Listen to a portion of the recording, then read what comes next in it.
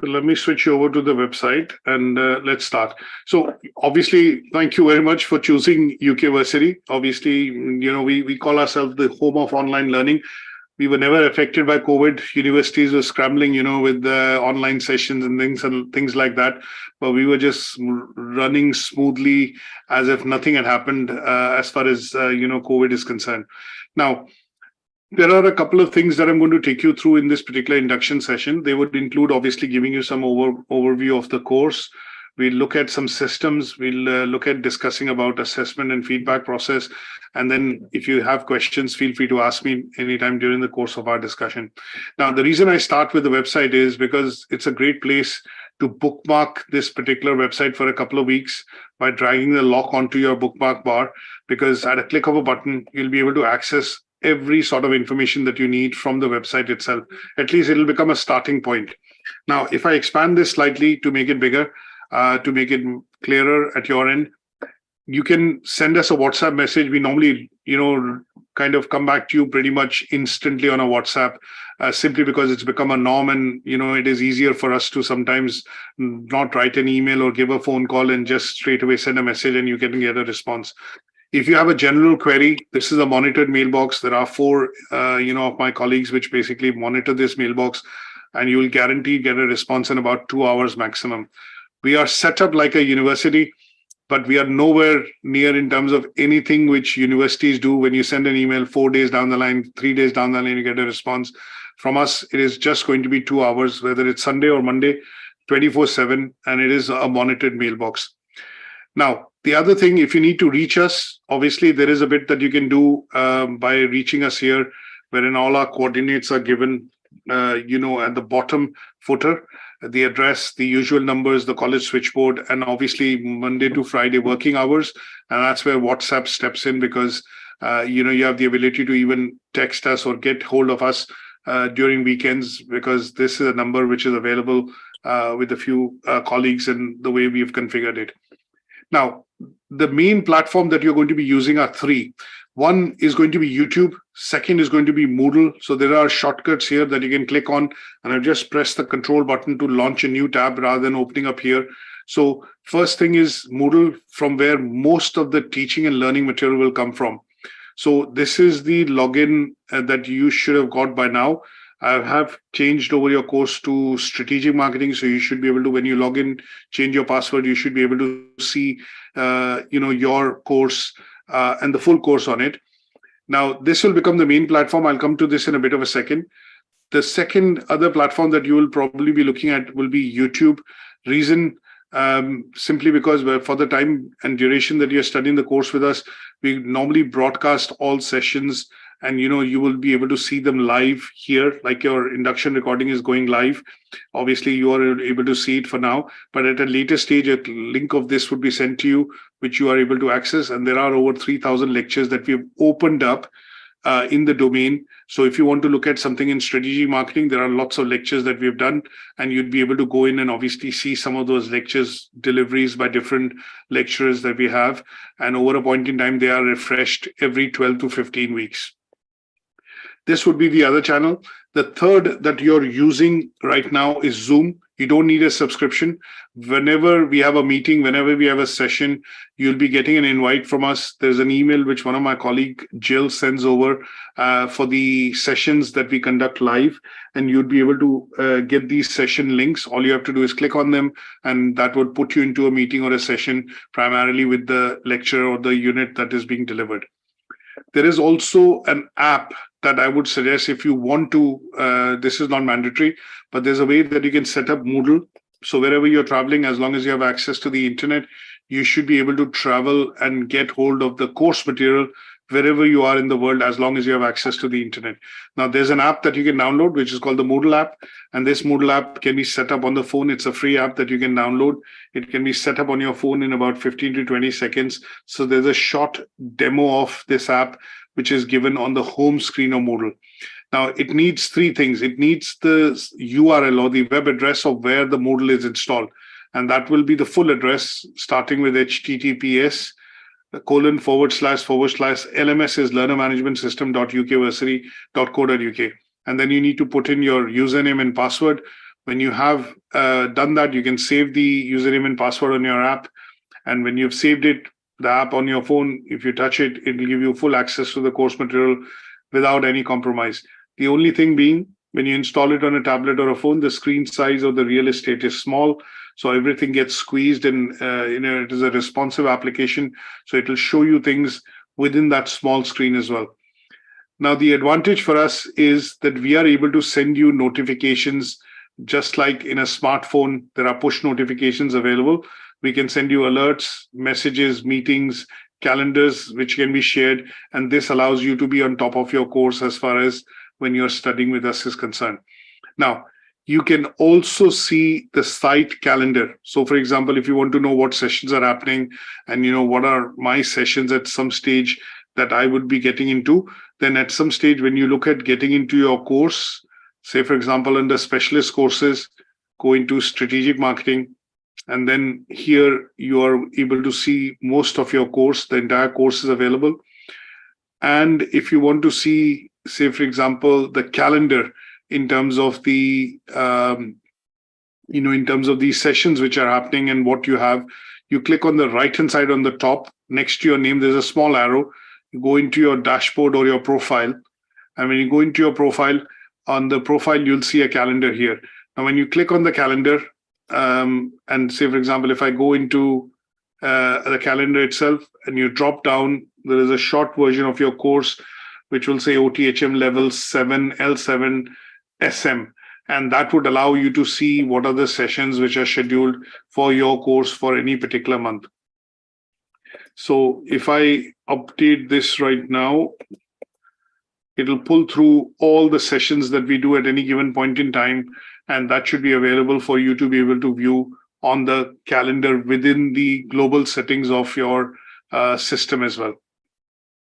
So if I now go back into profile and I click onto the calendar, you would see all these are sessions. So if I hover my mouse over, you can see all these sessions because it's a global calendar for 150 courses, but you can sort it out by clicking on the calendar and then going into a drop down and seeing just your sessions, and they would be then visible to you. So for today, your induction is scheduled. As you can see, your name and the course induction is scheduled, and that is when you click on it, it'll show you what are the dial-in codes and everything is visible, so that even if you have not got the email, you are able to get the meeting codes and join the sessions for those dates or the units from Moodle itself. So apart from that, you are looking at, maybe using bits and pieces which will be required from time to time when you're studying the course with us. But they will tend to be the main 4 systems or platforms that you're going to need access to. The website primarily as a starting point, YouTube primarily to get hold of the recorded sessions, Moodle primarily to get hold of all the teaching and learning material, things like presentations, recorded lectures, books, and anything in terms of any activities that'll come from the Moodle. And Zoom, we will send you the links. You don't need any subscriptions, and you should be able to just get on to the meeting or the session which is happening when you click on the session invite which is shared. Now, very briefly on the systems, if I look at, there is a course induction that is a generic course induction that is already recorded and available here, but I'm conducting one for you today. So this link here, which you see when you click this image, would actually replace your induction in your course when you log in the next time. So it will be the session that I'm conducting with you today would be visible when you click on this particular image. Now, there are 2 parts to the system here, very briefly, which I want to go through. There's no rocket science in this. What you see is what you get. So what we are going to discuss in today's bit of course induction is this part of the system, which primarily would have things about the course handbook and the course overview, some of the bits and pieces that you need to go through from time to time, because at some stage you will require these things. And there are some additional videos that you can watch, which will help you complete the pre-enrollment part of the course. And this is to give you knowledge about, because in the UK education system, there are no exams. Everything is going to be done through assignments, and the assignments have to be academically written. And when you borrow, get work, copy, paste, get work from other sources. You have to reference that work. And the system that we follow is Harvard referencing. So that is given here. We'll get into this in a second. Now, in addition to this, what you see on your side is primarily some units which are showing up as table of content. Now, that does not mean that it has no content in it. What you need to do is when you hover your mouse and you get into clicking the heading, you are going to get into the unit and the unit content. And in the unit, when you get in any of the units, for example, this is consumer behavior and marketing communication. If I go into, for example, marketing research project, and the navigation, when you're in the units, actually goes down to the bottom, left and right, as you can see. If you want to go back to the topic of contents, then you use the breadcrumbs on the top, and you click on a previous version or a menu option, and it'll take you back to the same headings version of the course. Now, if I click on any one particular unit, the layout on the contents in each of the unit is pretty much the same. So we have some documents which are going to be PDFs, some documents which are going to open up as recordings on a new window of the browser. There are going to be some Microsoft Office documents. Now, what are these documents and how they are arranged for most of the units? The first document that you're going to see is what is called unit specification. This is the document on which all the presentation, the course material is tailored, and what we teach in each unit actually comes from here. So this is a part of the course handbook, and we've extracted just the unit from there to be able to cover this in the discussions that we do related to this particular unit, which is contemporary challenges in strategic marketing. So there are some indicative reading given for this unit. What we've done, there are lots of books which are given, but we've shortlisted 3 or 4 books which we do feel cover most of the content given here. Because when awarding bodies or when universities look at creating material, they borrow material from here, there, and all over the place. But what we've done is over the years, when we've taught this course, what we've done is we've shortlisted the books which we feel meet most of the relevant indicative contents given in the unit, and they have been then we have shortlisted the books which cover them, and then bought the books which are integrated into the each unit. The second document is always going to be an assignment brief, which means when you complete the unit and the discussions, we teach the unit on the basis of what are called learning outcomes. So there'll be, depending on the number of learning outcomes, there'll be a number of sessions on that particular unit. So this unit, for example, contemporary challenges, if you see, has 1, 2, 3, and 4 learning outcomes. So this unit we are going to cover in 5 lectures. So each lecture will cover 1 learning outcome, and the 5th lecture will discuss the assignment brief in detail. How do we put together an assignment? What is required to complete the tasks which are required to pass this unit? And that document is the assignment brief document that you see in front of you. And obviously here the idea is it details out the grid which we have used for teaching. This grid is called the grid, assessment grid. And this is also present in the unit specification document with the first document that I opened. And what then you do is basically have this grid, and then the awarding body gives you a scenario. And with that scenario, they give you certain tasks to complete, which will help you hit the assessment criteria required to achieve the unit. Now, the beauty about OTHM assignments is they don't ask you to produce tons and tons, or let's say words-based assignments. They are going to break the assignment down into 2 parts generally. One is going to be a PowerPoint presentation. Second is going to be a Word document or a case study or a report. Word document essentially. And they give a clear word limit on all the assignments. Most of OTHM's assignments are not over 4,000 words in terms of writing. And they would clearly specify what output is required to be done or presented in order to pass the unit. We discuss this in a bit more detail, when we go to the assignment briefs after the units have been delivered. After the assignment brief, you'll generally have 2 or 3 books for each unit. Now, these are the recommended books, and in some cases, there'll be articles, journals, which we feel are relevant for you to understand certain concepts, theoretical frameworks, or in general, areas which are required to be able to understand, the unit in a much more greater detail. And these books are traditional books that you normally get from the library or you buy from the market.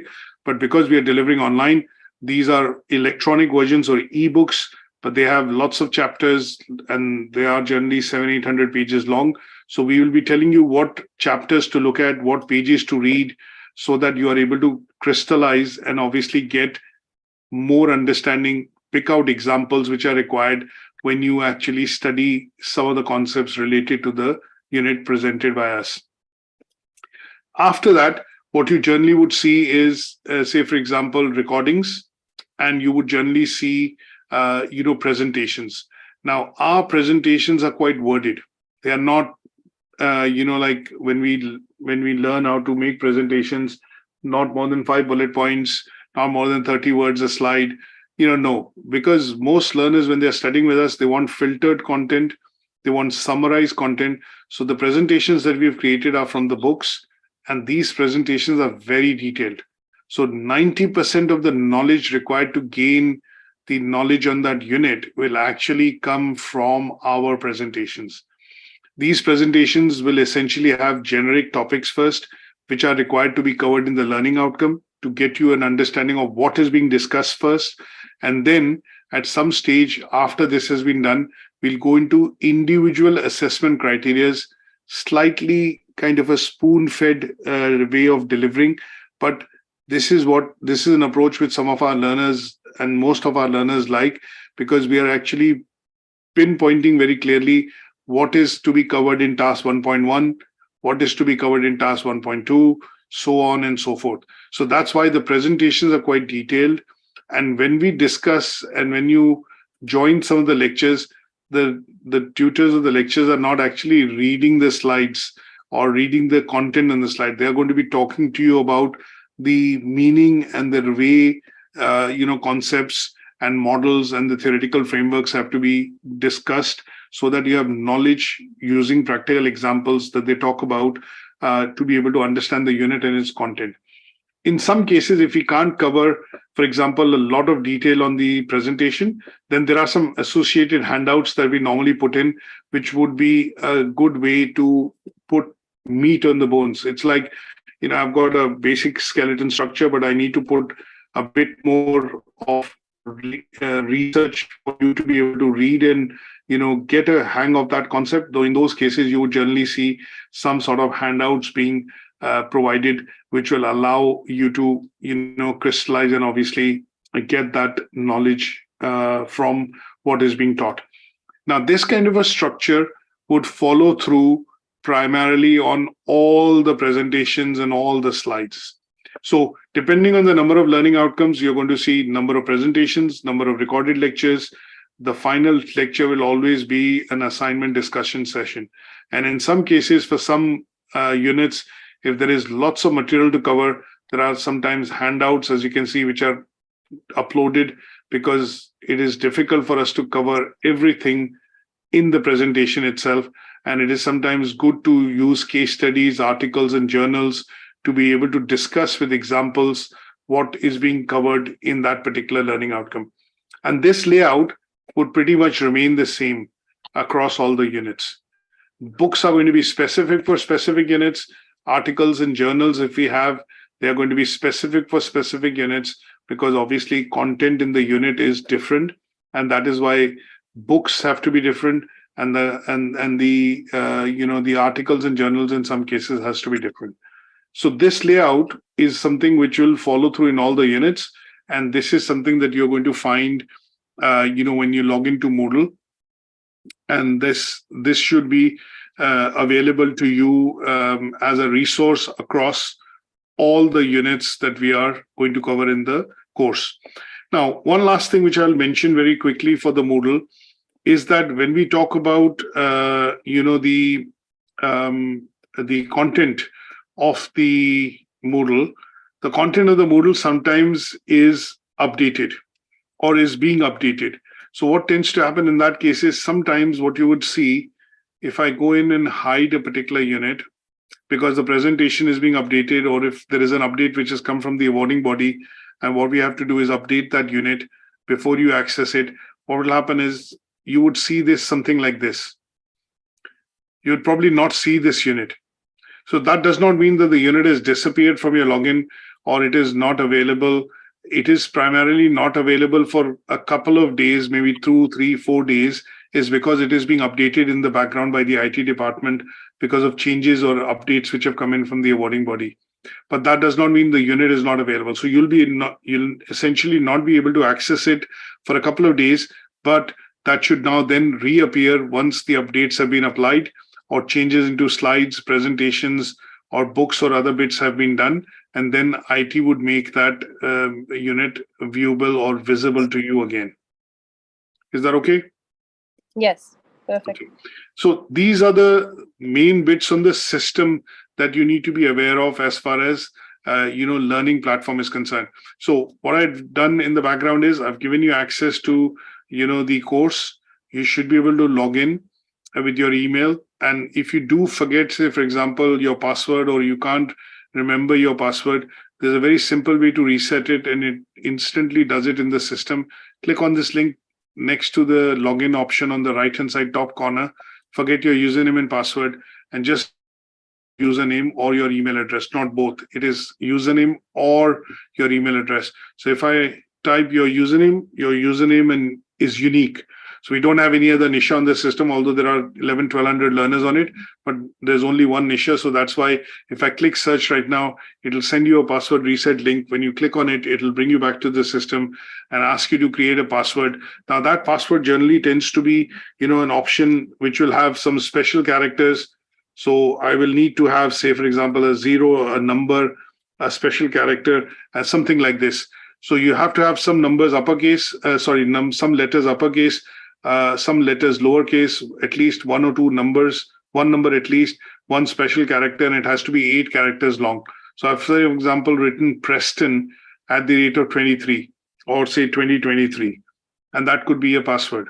But if you put something which is without a low uppercase character, then it won't accept a password. This is where the system requirement is, and that is what you'll need to look into when you essentially log in and reset your password. Now, the other bit which I want to do is I'm going to go into and primarily look at, showing you the course handbook. So what I did was the course handbook is here, which is the first document on the top. Now, if I open this course handbook, what you're going to see is that in all OTHM qualifications, there are 6 units. Each unit is 20 credit. So if I take you to this particular page, on page 4, it shows the 6 units that you're going to cover. There are no optional units. All the units are mandatory. You'll have to pass all the units to get a full diploma. And each of the unit is 20 credit. Now, this qualification is not graded. Most postgraduate qualifications in the UK generally don't tend to be graded. So you have to pass. When you say pass, you are achieving 100% mark. It is not a case that I'll attempt a task 1 and task 3. I'll leave task 2 because it's too difficult. No, that cannot be done. You have to attempt everything in the assignment brief, and that tends to be then helping you achieve a pass mark. Now, this is generally a 1-year qualification, but when I say 1 year, it is a bit, untrue in the sense is that in the UK, when you look at one academic year, most studies typically tend to run only 26 to 32 weeks because 2 months are summer vacation, 6 weeks, not 2 months, 6 weeks, summer holiday, 2 weeks, winter holiday, 2 weeks, Easter break, there are national holidays. And if you look at all this and you take this out, you would generally see that, the units and the content typically tend to be covered in about 26 to 32 weeks. But obviously, these qualifications are 1-year qualifications. And from that point of view, when you look at registration, when you look at joining the course with us, everything is going to be available to you for a period of 2 years. Now, God willing, if something is to happen or some extenuating circumstances and you are not able to complete the course, you're not under pressure. Everything that you have done, everything that you have been registered for, paid for, is valid for a period of 2 years. Because awarding body registrations are valid for 2 years. Not a single penny is to be paid ever again in the period of 2 years to complete the qualification. So we give 1 year, which is the awarding body saying, and we will add another year to ensure that people have enough time and, they can complete and study something comprehensively with us within a time frame for which they're paid for, and sometimes also account for these exigencies. Now, I have a question here. Go ahead. If we're submitting our assignments earlier than time, can we complete this course earlier, like in 4-5 months and 4 months? Yes, you can. But when I say earlier does not mean you cannot complete this course earlier than 12 weeks. The minimum time frame required in a 1-year qualification that you have to spend is 3 months. So you can do it between 3 months. But then I use the recorded courses for that, right? Not necessarily. We will do live lectures. We teach this course at least 4 or 5 times in the year. So we prefer to get learners to the course live. But there are recordings that what will happen is, like, there is a previous induction recording already on it.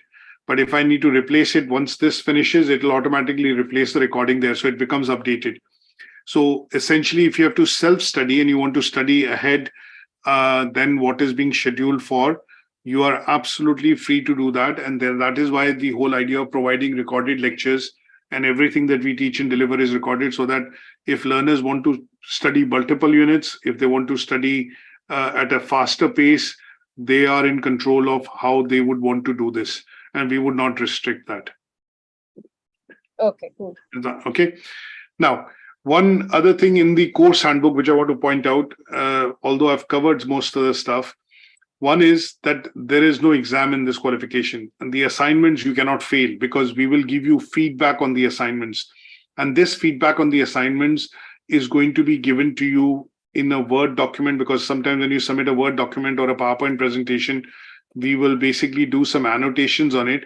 And these annotations are going to be visible to you. So if we feel that the work primarily has not met the criteria, we are going to give you directive feedback to say, can you include this, or can you refer to this particular slide and make that particular change?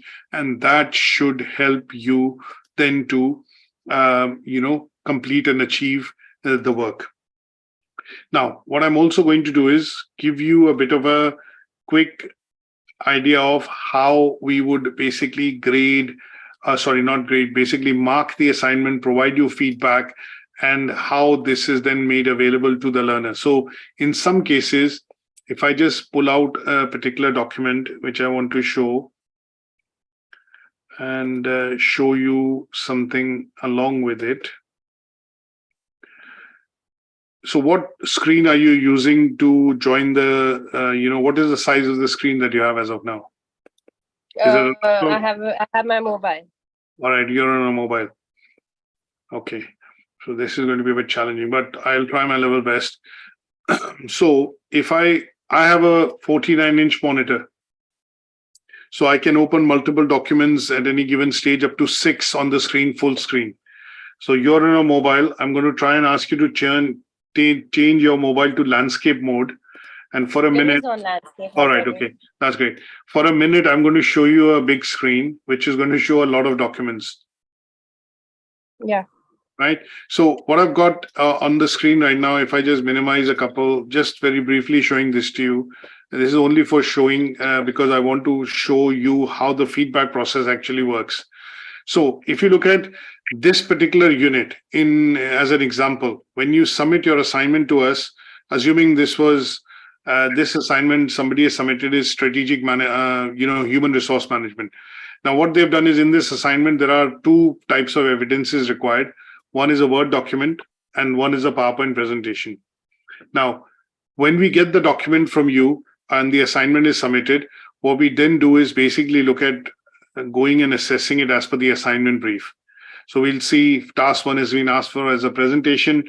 The learner has made the presentation. Obviously, the speaker notes and the slides are quite detailed, so speaker notes are not required at the bottom here. And this task is generally met. We go to task 1.2. There are some commentings that you would see normally on the right-hand side. And these commentings would tell you essentially whether you achieved this task and whether the evidence presented is okay or not, or do you need to elaborate or make changes to it. Now, this assignment has passed. So obviously there are no changes required because the learner's work was quite detailed. It is meeting the Word criteria or word limit which is required, and both the output of the files are essentially good in terms of achieving the unit itself. Once this is done, what will generally happen is, if I for a minute give you an idea that one of the tasks, for example, wasn't met. So if I go back in, so maybe in the assignment document now, if I tell you that, okay, this task 3.4 wasn't very detailed and wasn't met. So what we normally would then in that case do is put a comment here and say, you would need to elaborate this task. And the reason why you need to elaborate this task is that you've not covered maybe a particular type of organizational culture which is required to be given as an example to achieve this convincingly. Now, if we make that comment and you go in and add in that document additional text, then in this case, what will happen is you would highlight that text or the additional evidence that you've added as yellow. That makes it easier for us to understand that this is the text which has been added as per the comment which has been given. And when we then assess the assignment to see whether it's now meeting the criteria and it is achieving what it is asked for, then we are able to turn it around much more quickly. This document What's is the going to usual turnaround time?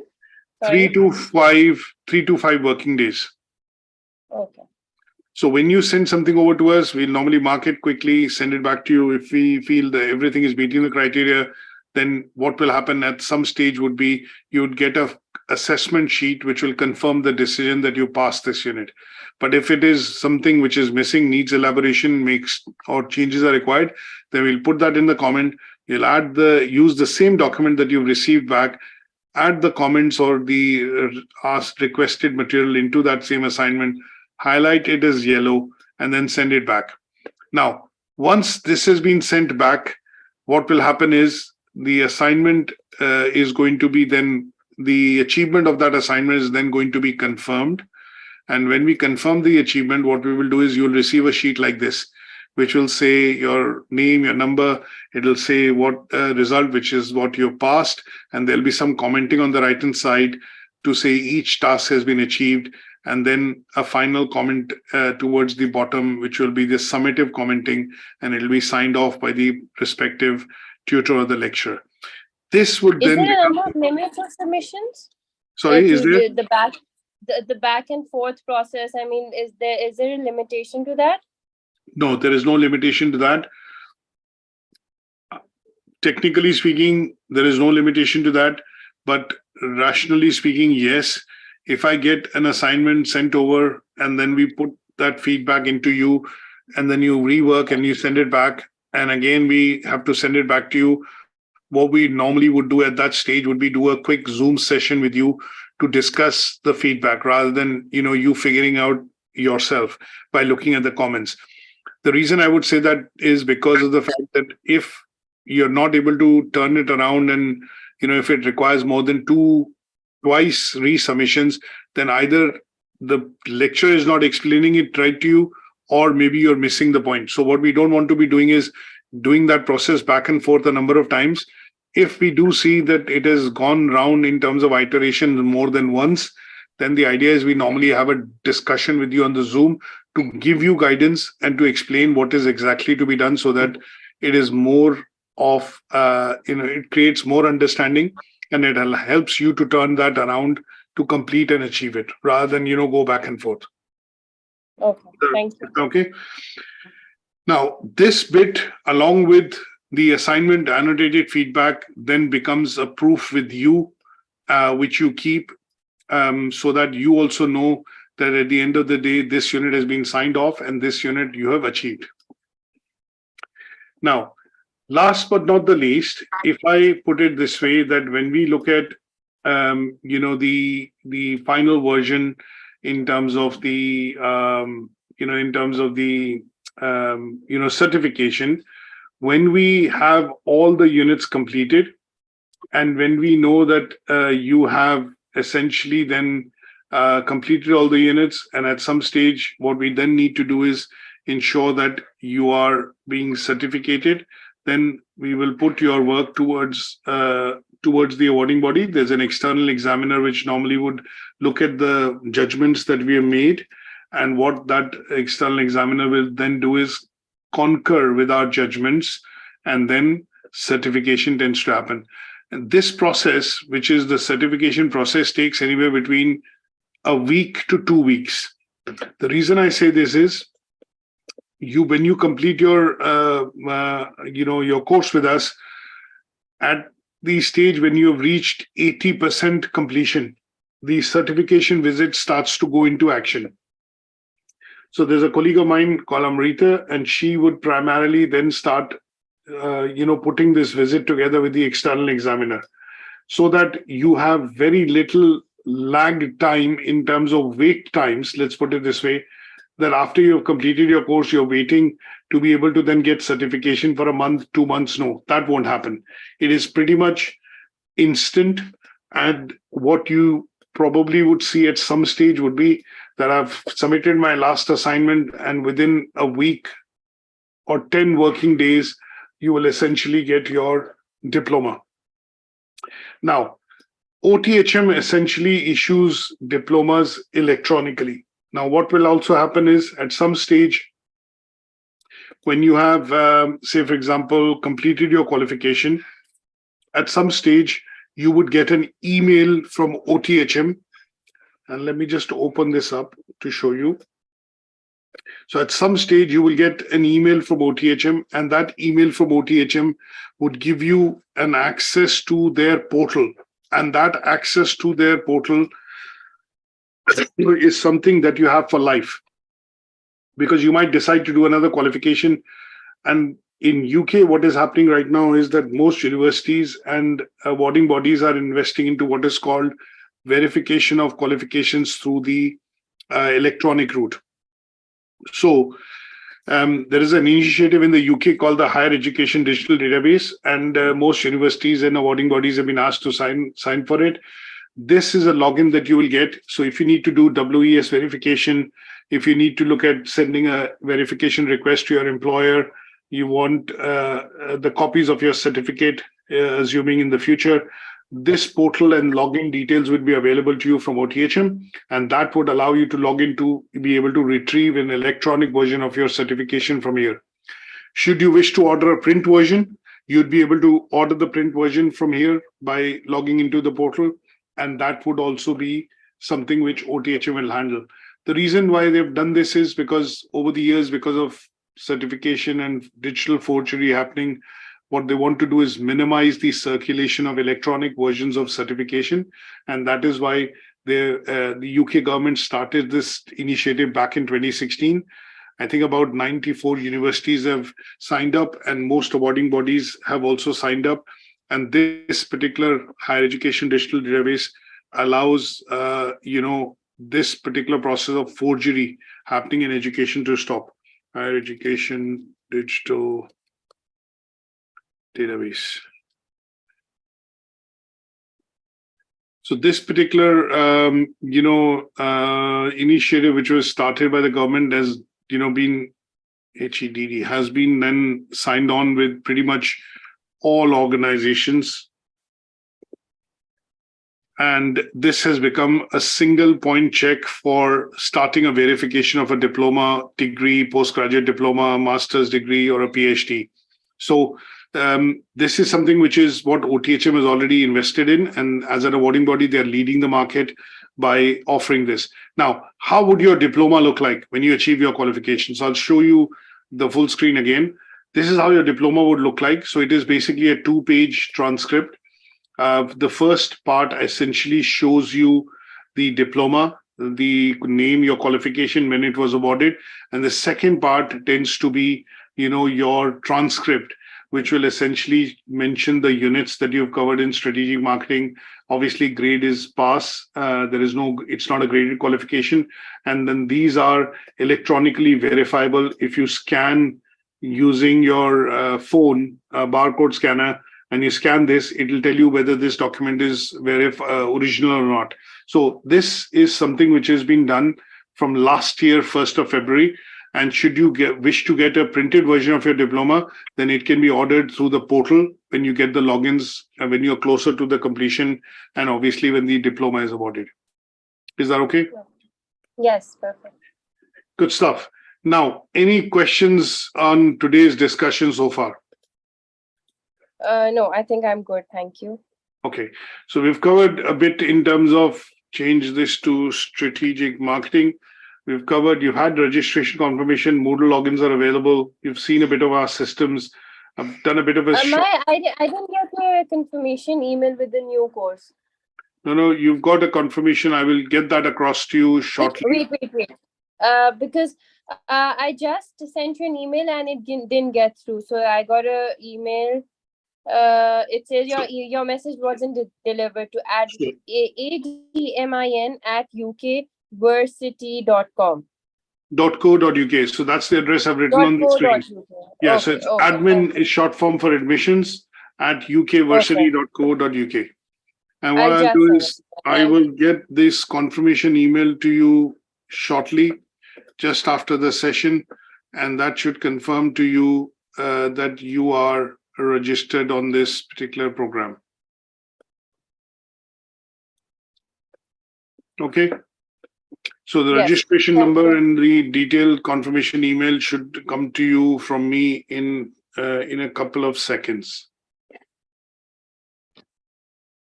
Yeah. So I'll send it to your new email address, which is nisha.tdo1@gmail.com.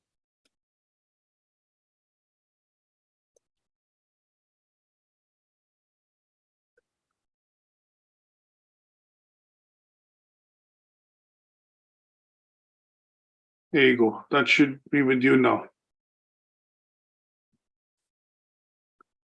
Yes, I got it. Thank you. Good stuff. So what we'll do after this is just to check with 2-3 things with you. One is, what are the best days if you have to attend live sessions with us? What are the best days and times? I think one on the weekend and one during the week. So probably any day during the week, probably by the end of the week, Thursdays, Wednesdays and Thursdays, and on Saturdays. Wednesdays, Thursdays, and Saturdays. And timing wise? I'll tell you, with Pakistan time, somewhere around 5 and 6. At 5 sounds good. 4 and 5, 4 to 5. Right. Okay. So we are looking at times 1 p.m. GMT, which is 5 p.m. at your end. Yeah, it can be 4 or 5. So 12 p.m. should be fine. How many sessions will I be expecting in a week? 2? We are going to, yes, you're going to have minimum 2 sessions with us every week. And that will allow us to cover 1 unit in about 2 weeks, 2.5 weeks time. So we are looking at about, if we start 2 units, then you'll have 2 different lecturers teaching and 2 different sessions, which will mean completion of 1 unit in 5 weeks, 2 units in 5 weeks. Because there are 2 sessions. Okay, I also have a question. Since previously I took the other course, and I also had a session. It was for strategic management and leadership, and I had one class which was on Saturday. But on the Sunday class, when I entered the class, it said the instructor had another session. The admin has another session, another ongoing session. I also sent an email for that. But I wasn't sure why we didn't have the class. Will we be getting an email in case we're not having a class, a confirmation email, like we won't be having a class or something like that? Yes. So we will add you to a WhatsApp group. In very few cases, when I say very few, probably about 2 cases out of 100, we don't have a class on a day when we've already scheduled it. It could be because of the lecturer not being well, or maybe a double booking, or in some cases, a previous session extending beyond what has been planned for because of number of learners on it or question answer session on it. But that is where the WhatsApp group comes in. Yeah. It's on another session. That's what it said. So, correct. So I'll get you the schedule across for the units that we are going to be starting, either this Saturday or from Wednesday. And what we'll do is basically, get you started with a particular unit because when we cover these units, they are not done in any particular order. They are all independent units, but we'll send you these session invites, which will come from Jill, and they will essentially start you off on a new unit, for this course. Okay. Okay, no worries. Yes. Brilliant. And if you think of any other questions, if you need to reach out to me, you can send me an email at Raman. Most email addresses for all people in UK Versity is just the first name followed by @ukversity.co.uk. You can write to pretty much anybody just by addressing them by their first name. Okay. Okay. Thank you. No worries. Thanks for joining the session, Nisha. I hope you found it It useful. was a very nice session. Thank you for your time also. No worries. And I'll send you a And a copy bit of of this. career counseling also. No worries. Thanks for No that. worries. No worries. I'll send you a copy of this shortly, just after this, once it's ready. And then if you need to revisit anything, you can do that through that also. Okay. Okay. Thank you. Thank you.